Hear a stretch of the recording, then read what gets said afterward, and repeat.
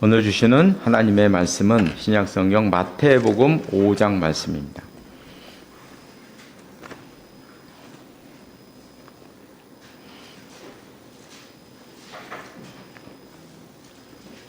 마태복음 5장 13절에서 16절 말씀까지 13절에서 16절 말씀까지 한 절씩 교독하시겠습니다. 제가 먼저 5장 13절 말씀을 읽겠습니다. 너희는 세상의 소금이니 소금이 만일 그 맛을 잃으면 무엇으로 짜게 하리요? 후에는 아무 쓸데없어 다만 밖에 버려져 사람에게 밟힐 뿐이니라. 너희는 세상의 빛이라 산 위에 있는 등나라가 숨겨지지 못할 것이요 사람이 등불을 켜서 말 아래 두지 아니하고 등경 위에 두나니 이러므로 집안 모든 사람에게 비치느니라.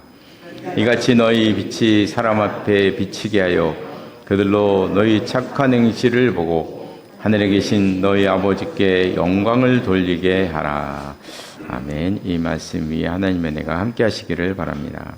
네, 오늘 보니까 아주 예쁜 아기가 와 있네요. 네, 우리 환영하는 의미에서 작은 소리로 박수를. 네, 우리 아기가 아주 환하고 예쁩니다.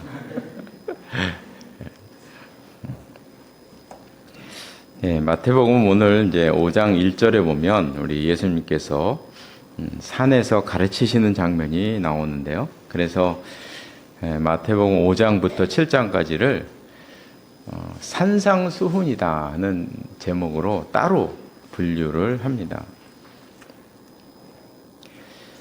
그 많은 말씀 가운데서 오늘 이 말씀은 사실 우리가 너무나 잘 아는 말씀입니다.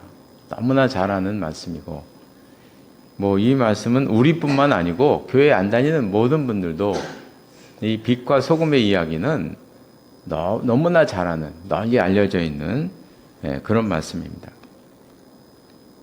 제가 새해 첫째 주에 이 말씀을 선택한 이유는 이 말씀이 신앙인의 정체성을 우리에게 알려주는 말씀이기 때문에 그런 것입니다. 우리가 이 세상을 살면서 어떤 신앙인이 되어야 하는지, 그리고 신앙인은 어떻게 살아야 하는지, 이 모든 것들을 다 담아서 한마디로 예수님께서 우리들에게 말씀하신 것이 바로 오늘 본문의 소금과 빛입니다. 이것이 우리 그리스도인들의 정체성이고 우리의 신앙의 최고의 목표고 목적이고 그리고 우리가 나아가야 할 방향인 것입니다. 그것이 소금과 빛입니다. 소금은 너무나 잘 아시는 것처럼 식물을 썩지 않게 하고 신선하게 유지시켜주고 또 싱거운 맛을 좀 맛을 내게 하는 그런 역할을 합니다. 그래서 우리 그리스도인들도 세상이 변질되는 것을 막아야 한다. 그리고 우리가 있음으로 해서 우리가 있는 자리에서 우리가 있음으로 그 자리가 변질되지 않고 신선함을 유지하는 순수함을 회복하는 그런 역할을 우리가 감당해야 된다는 것입니다. 근데 본문에서는 좀 흥미로운 이제 말씀들이 나오죠. 소금이 맛을 잃으면 무엇으로 짜게 하겠느냐? 소금이 자기 기능을 상실하면 소금을 대신할 것이 없다는 거죠. 설탕을 넣어야 되나요? 고춧가루를 넣어야 되나요? 사실 예수님 당시에는 이런 것들이 없었잖아요. 그죠? 아무것도 없었죠. 이 당시에 뭐가 있었나요? 고춧가루도 없었고 설탕도 없었고 후추도 없었고 없는 거죠. 대신할 수 있는 것이 없다는 거죠. 이 말씀은 이제 이런 뜻이죠. 그리스도인들이 소금의 역할을 감당하지 못하면 이 세상 어느 곳이든지 그걸 대신 감당할 곳은 없다 하는 거죠. 삼성과 현대가 그 역할을 할 수 있는 것도 아니고, 정부가 그 역할을 할 수 있는 것도 아니고, 복음을 소유하고 있는 것은 오직 교회인 것입니다. 그러니까 교회만이 소금과 빛 역할을 온전히 감당할 수 있는 그런 곳이라는 것입니다. 또 흥미로운 말씀이 나오는데, 소금이 그 맛을 잃어버리면 밖에 버려져서 발로 밟힌다는 것이죠. 소금을 바닥에다 뿌리고 밟으면요, 진짜 지저분해집니다. 얼마 전에도 이 앞에가 이게 얼음으로 얼어가지고 염화칼슘, 소금 이렇게 막 뿌렸어요. 밟고 다니잖아요, 사람들이. 우리도 막 밟고 녹죠. 그 보면 얼마나 지저분한지 몰라요. 왜 뿌리고 싶지 않아, 저는요. 이게 지저분해져가지고. 그래서 그런지 교회는 맛을 잃으면요, 정말 지저분해지는 데가 교회입니다. 정말 지저분해져요. 세상의 기업이나 정치권보다도 더 더러워질 가능성이 있는 곳, 이거 바로 교회입니다.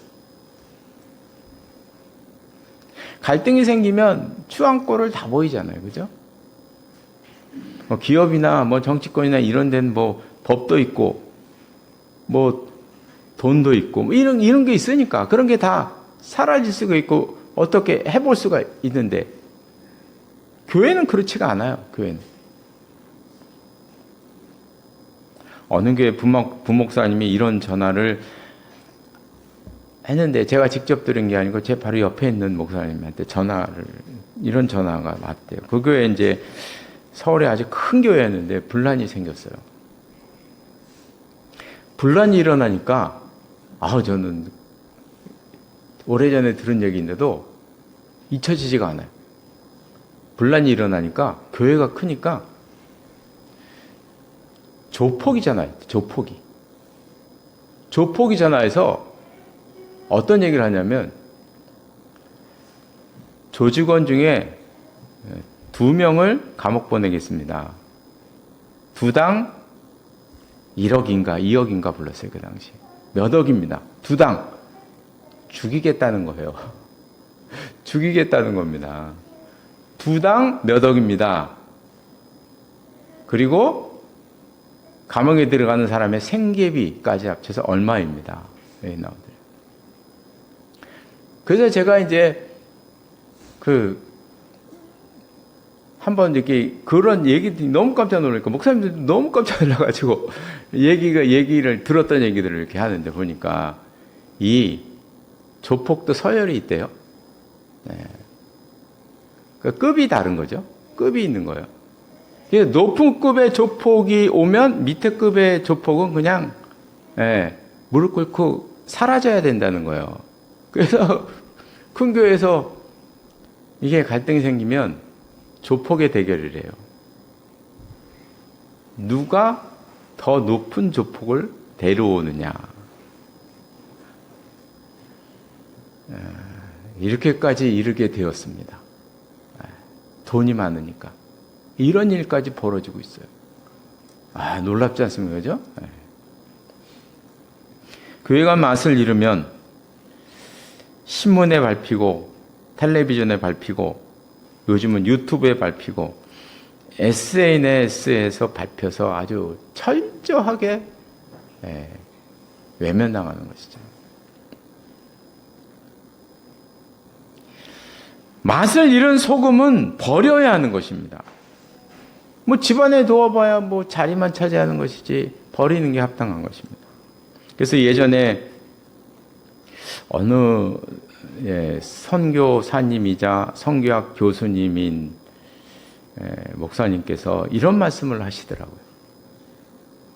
제가 그분의 강연을 직접 들었어요. 제가 존경하는 성교학 교수님, 목사님인데요. 추한교회는 사라져주는 것이 하나님의 나라를 위해서 도움이 되는 것입니다. 그런 데는 안 가는 게 선교입니다. 그런 데는 안 가는 게 선교입니다. 성교학 박사님이 그런 얘기 하시더라고요. 그런 데는 안 가는 게 선교예요. 네, 저희 신학생들에게 얘기를 하시고. 그런데 이런 말씀이 성경에도 기록되어 있어요. 저는 예전에 이 말씀 한번 보여드렸잖아요. 저는 이 말씀을 보고 너무 놀랐어요. 성경에 이런 말씀도 있구나. 만군의 여호와가 이르노라, 너희가 내 제단 위에 헛되이 불사르지 못하게 하기 위하여 너희 중에 성전문을 닫을 자가 있었으면 좋겠다. 성경에 성전문을 닫아라. 제사를 드리지 못하게 성전문을 닫아라. 예배를 드리지 못하게 성전문을 닫아라. 이런 말씀이 있더라니까요, 성경에. 말라기에. 이스라엘 사람들이 성전에 와서 하나님께 제사를 드렸는데 그 제사가 너무나 더럽고 역겹다는 거예요, 하나님 보시기에. 그런 제사 드리지 말아라. 하나님이 싫어하시는 제사 뭐하러 드리냐, 그죠? 그 드리지 말아야 되는데 사람들이 계속 꾸역꾸역 성전에 들어와서 그 지저분한 제사를 드리니까 차라리 문을 닫아라. 누가 와서 저 문을 좀 닫아다오. 이런 말씀을 하시는 것입니다. 저는 요번에 이 말씀을 딱 보고 생각난 게 뭐냐면, 저는요, 국가조창기도회가 딱 생각이 났어요. 갑자기. 국가조창기도회 너무 더러워졌어요.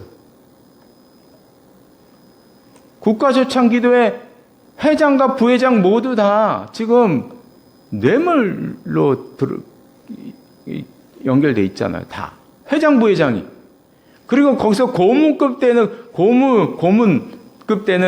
그 거물 목사님들 몇 명이 지금 별부대에 있잖아요. 아무리 조사를 안 받아도 세상 사람들 다 압니다. 연루됐구나. 다 아는 거예요, 저거. 그러고 있어요. 거기 도대체 그 국가조창기도회라는 데 가서 뭐 하는 겁니까, 사람들이? 뭐 하는 건가요? 예배 드리나요? 아니잖아요. 그래서 저는 빨리 하나님께서 빨리 닫아버려라.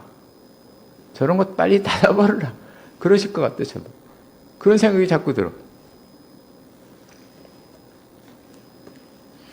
소금과 빛이라는 말씀에서 우리는 두 가지를 생각해 볼 수 있습니다. 첫 번째는 소금과 빛의 말씀에서 소금이 먼저 나온다는 거죠. 소금이 먼저 나온다는 거죠. 빛은 겉으로 드러나오는 것입니다. 성경에 오늘 본문에도 나오죠. 13절에 보면 등불은 등경 위에 둔다. 당연하죠. 등불은 등경 위에 둬야 됩니다. 왜냐하면 비춰야 되니까. 사람들이 봐야 되니까. 그건 당연한 것입니다. 그런데 소금은 정반대입니다. 겉으로 드러나지 않습니다. 녹아 들어가서 보이지 않고 그저 맛만 납니다. 그래서 소금은 겉모양이 중요한 게 아니고 그 성격이 중요한 거죠.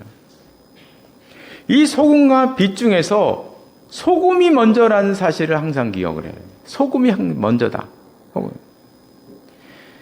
처음에는 소금처럼 겉으로 드러나지 않지만 먼저 세상 속에서 살면서 썩지 않게 하고 녹아서 스며 들어가면 시간이 지나면 나중에 빛이 되어 겉으로 드러나게 되는 거죠. 그런데 이것을 거꾸로 하는 경향이 너무나 많아요. 너무나 많습니다. 먼저 빛이 되려고 합니다. 그래서 봉사를 해도 교회 이름을 걸고 하고, 교회 거리 청소를 해도 어깨들을 두르고 하고, 플랜카드를 걸고 하고, 사진도 잘 찍고, 우리는 착한 일 한다 광고하면서 하잖아요. 그죠? 우리는 지금 착한 일 한다 광고하고 하는 것입니다. 그런데 사람들은 이제 그런 것에 넘어가지를 않는다는 거죠. 다 뻔히 안다는 거예요. 이것을 가리켜서 꼴불견한다 이렇게 얘기하잖아요. 그죠? 꼴불견하고 있구나. 사람들은 그렇게 생각하는 것입니다. 먼저는 소금의 짠맛을 내야 하는데 소금의 맛이 없이 광고만 하니, 광고만 하는 거니 그게 거기 능력이 있겠습니까? 그러나 반대로 먼저 소금이 되면 사실 빛이 안 돼도 됩니다. 소금만 되어도 사실 괜찮습니다. 시간은 더디겠지만 소금이 되면 언젠가는 드러나게 되고, 교회는 안 드러나도 되죠. 그죠? 꼭 뭐 드러나야 됩니까? 안 드러나도 되는 거예요. 거기로 그쳐도 사실 괜찮죠. 그럼 썩지는 않을 테니까 세상은. 최소한. 그래서 소금이 먼저다 하는 것을 우리는 기억해야 됩니다. 두 번째로 이 소금과 빛의 말씀에서 또 한 가지 중요하게 생각해야 될 점은 이 말씀이 유대인들의 생각과 삶의 방식을 완전히 뒤집어 놓았다는 것이죠. 유대인들은 항상 유대인들의 생각과 유대인들의 정신, 유대인들의 모든 삶은 딱 하나로 집중되어 있어요. 부정한 것을 자기가 접촉하면 자기도 부정해진다는 이 생각이에요. 이게 모든 생각과 모든 삶을 다 지배하고 있습니다. 그래서 부정한 음식을 먹으면 내가 부정해지니까 부정한 음식 안 먹고, 부정한 사람들과 만나면 내가 부정해지니까 부정한 사람들과는 접촉하지 않고, 이방인들과 만나면 자기가 더러워지니까 이방인 사람들과 안 만나고, 그들의 생각과 그들의 삶, 그래서 유대인들은 항상 자기의 그 군락촌이 있잖아요. 항상 있어요. 이 자기 군락촌이. 나가지 않는다는 거예요. 그래서 유대인들은 세상 속에 들어가지는 않습니다. 기도할 때는 항상 언제나 따로 서서 기도합니다. 하나님, 나는 저들과 같지 않아서 감사합니다. 이렇게 이제 기도를 하잖아요. 근데 오늘 본문에 이 예수님께서 소금과 빛의 이 말씀이 그런 사상을 완전히 거부하고 있다는 것이죠. 소금과 빛은 부정한 것을 변화시키는 힘이 있다고 말씀하시는 거예요. 부정한 것을 변화시키는 힘이 있다. 복음은 부패한 것을 순수하게 만들고 어두운 것을 환하게 밝히고, 그래서 너희 믿는 사람들은, 빛과 소금인 너희 믿는 사람들은, 나를 따르는 나의 제자들은 세상 속에 들어가라는 거잖아요. 세상 속에 들어가라. 복음에는 그런 힘과 능력이 있다. 너희가 가지고 있는 복음에는 그런 힘과 능력이 있다. 너희는 세상을 피하지 말고 들어가라. 이렇게 말씀하시는 것입니다. 그래서 우리 예수님께서는 세리와 창녀의 친구라는 별명을 가졌지 않습니까? 이제 말씀을 마치겠습니다. 우리가 부정한 것을 한번 죄의 영역이다 이렇게 생각을 하면, 이 그래프로 한번 생각을 해보면요, 이게 우리 삶의 전체 영역이라고 생각하면 우리 삶의 영역 가운데 부정적인 영역도 있어요. 그렇죠? 우리 삶에서. 또 하나는 이제 선한 영역도 있어요. 그리고 그 중간에 있는 영역도 있고, 뭐 이렇게 이제 나눌 수가 있겠죠. 이걸 죄의 영역이라고 했을 때 우리 삶에서 이 죄의 영역, 부정적인 것의 영역을 작게 하고 이 선한 영역을 넓히는 것. 사실 간단히 말해서 우리가 빛과 소금의 역할을 감당하는 게 그런 거 아니에요? 그렇죠? 그런 거죠. 한마디로 얘기하면. 그러면 이 죄의 영역을 작게 만드는 방법이 두 가지가 있습니다. 하나는 이 죄의 영역 자체를 좁히는 거예요. 자꾸. 죄를 안 지으려고 노력하는 거죠. 죄 지을 장소 안 가고 죄 지을 사람 만나지 않고 이 죄의 영역 자체를, 부정적인 영역 자체를 줄이는 거예요. 자꾸. 그러면 이제 줄어들겠죠. 이게 시편 1편의 말씀대로 사는 것입니다. 악인의 길을 따르지 않고 죄인의 길에 서지 않고 오만한 자리에 앉지 않고, 이렇게 되는 거죠. 그러나 또 하나의 방법이 있습니다. 뭐냐면 이 선한 영역을 넓히는 것입니다. 선한 영역을 넓히는 거예요. 이 선악 영역을 넓히다 보면 자연히 이 일의 영역은 줄어들 수밖에 없는 것입니다. 선한 영역을 넓히는 거죠. 그래서 선한 일도 하고 착한 일도 하고 있는 자리에서 내가 뭔가를 개선할 수 있도록 노력을 하고 이렇게 이 영역, 2번의 영역, 선악 영역을 넓히다 보면 죄의 영역은 점점 줄어들 수밖에 없다는 것이죠. 그럼 둘 중에서 복음적인 것은 어떤 것인가? 복음적인 것은 바로 두 번째입니다. 선한 생활의 영역을 넓혀가는 거죠. 그럼 내가 막 죄를 안 지으려고 노력하고 거기 안 가려고 노력하고 이러지 않아도 저절로 사라진다는 거예요. 저절로.